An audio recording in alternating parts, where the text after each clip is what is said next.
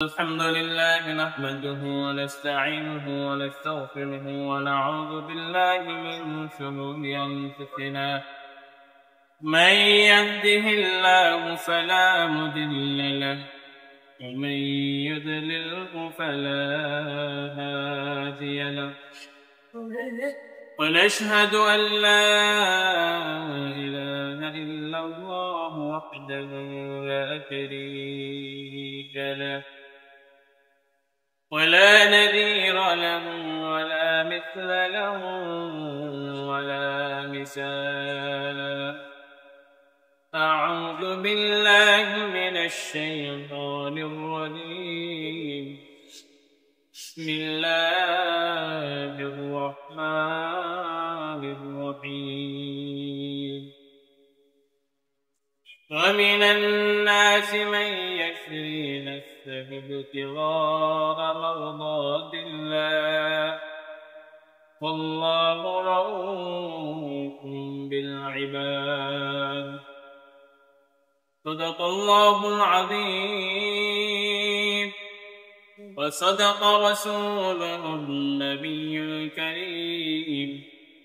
نحن على ذلك من الشاهدين والشاكرين والحمد لله رب العالمين.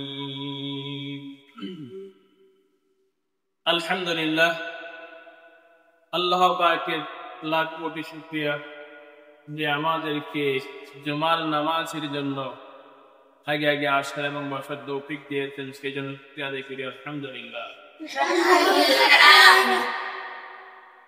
যে আয়াতটুকু তেলাওয়াত করলাম সে আয়াতটুকু বুঝতে দিতাম। আল্লাহ তাআলা আয়াতে বলেন, এমনও কিছু দুনিয়ার মধ্যে মানুষ আছে যারা তার সন্তানাদি ধন সম্পদ সকল কিছু ত্যাগ করতে রাজি একমাত্র আল্লাহকে খুশি করার, আল্লাহকে খুশি করতে সকল কিছু ত্যাগ করতে দ্বারা প্রস্তুত। কিসের জন্য? আল্লাহকে খুশি করার জন্য। সন্তান আদি, মা বাবা, ভাই বোন, আত্মীয় সকল কিছু ত্যাগ করতে রাজি একমাত্র আল্লাহকে করার। এই আয়াত আল্লাহ তাআলা কখন নাজিল করছেন, এটা শানে নজুল কি, এর উপর কয়েকটা কথা বলবো। মক্কার জমিনে আল্লাহ রাসূল সাল্লাল্লাহু আলাইহি ওয়াসাল্লামের সাহাবা ছিলেন। ওনার এক সাহাবার নাম হযরত আবু সালমা। হযরত আবু সালমা এবং ওনার বিবির নাম হয়েছে উম্মে সালমা। ওনার বিবির নাম কি? উম্মে সালমা। আবু সালমা এমন একজন আশিকে রাসূল ছিল, সে কোনদিন আল্লাহ রাসূল সাল্লাল্লাহু আলাইহি ওয়াসাল্লামকে না দেখে ঘুমাইতে পারত। তারা কিন্তু বেদরনি ছিল। আল্লাহ রাসূলের কাছে কালিমা পড়ে মুসলমান হওয়ার পর এত পরিমাণ আশিকে রাসূল তারা ছিল যে আল্লাহ রাসূলকে না দেখা তারা কখনো ঘুমাইতে পারত। তো আবু সালমা এবং উম্মে সালমা মক্কার জমিনের মধ্যে এমন একটা তাদের সংসার, এমন একটা ফ্যামিলি, যে ফ্যামিলিটা মক্কার মানুষ জানে একটা সুখী পরিবার, একটা ভালো ফ্যামিলি। এদের পেছনে একজন আরেকজনের প্রতি এত মহাব্বত, এত ভালোবাসা সাধারণত মক্কার জমিনে কোথাও কোথাও পাওয়া যায় না। আবু সালমা এবং উম্মে সালমা তাদের মহাব্বত, ভালোবাসা অধিক পরিমাণ ছিল।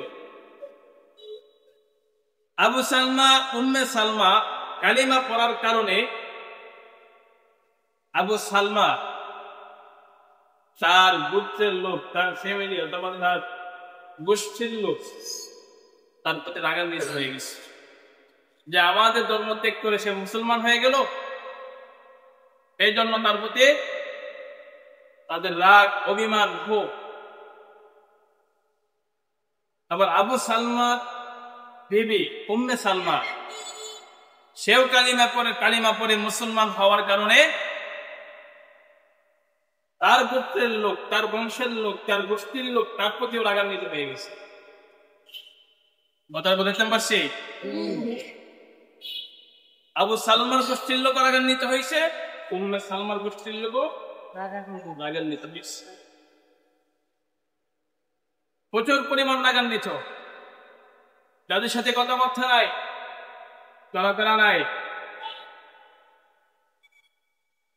কিন্তু তারা জানে যে আবু সালমা এবং উম্মে সালমার একজন আরেকজনের প্রতি কতটুকু ভালোবাসে, একটা সুখী পরিবার। ঘটনাক্রমে আল্লাহ রাসূল সাল্লাল্লাহু আলাইহি ওয়াসাল্লাম মক্কা থেকে হিজরত করে মদিনায় যাবেন, কিন্তু আবু সালমা তো এমন একজন ব্যক্তি, যে ব্যক্তি আল্লাহ রাসূল সাল্লাল্লাহু আলাইহি ওয়াসাল্লামকে না দেখে ঘুমাইতে পারে না। তুমি যে কি একদিন না দেখে থাকতে পারে না, এমন একজন আশিক রাসূলের নাম আবু সালমা, উম্মে সালমা দুজন। আল্লাহ রাসূল সাল্লাল্লাহু আলাইহি ওয়াসাল্লাম মদিনায় চলে যাবেন।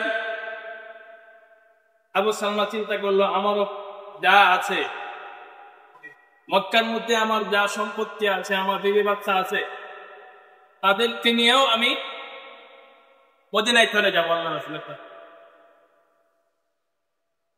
কিন্তু ওই যে আবু সালমা, তার গোষ্ঠীর লোক তার প্রতি রাগান্বিত হয়ে রয়েছে, সে মুসলমান কেন হয়েছে?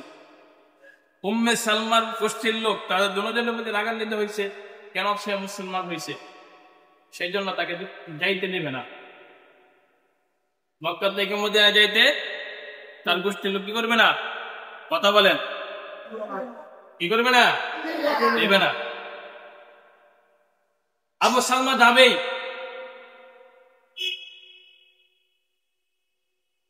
আবু সালমা যেহেতু যাবেই, সেই জন্য কি করা যায়?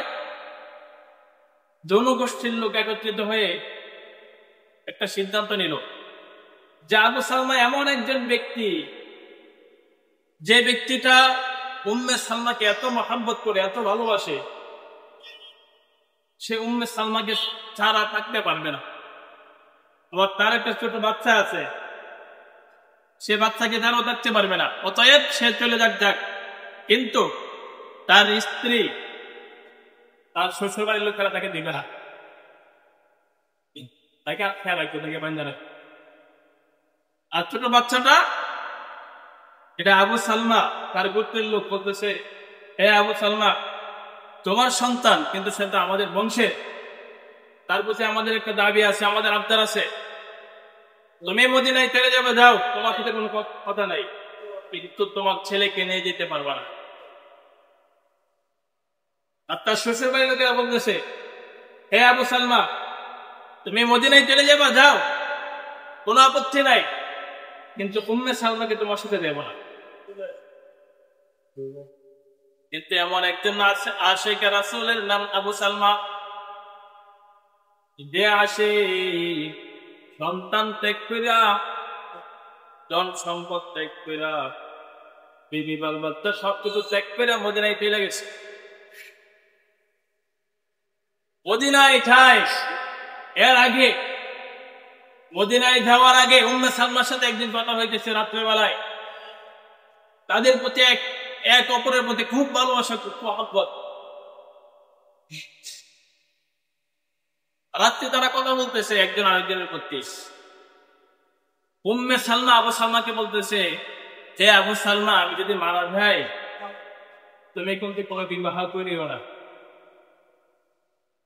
কি বলতে? আমি যদি মারা যাই, তুমি কিন্তু কোনো বিবাহ করিও না, তুমি এভাবে জীবনটা কাটিয়ে দিও। ঠিক আছে আবু সালমা বলতে, ঠিক আছে, আমি তোমার এই কথাই আমি রক্ষা করব, কিন্তু আমার একটা আবদার তোমার কাছে আছে।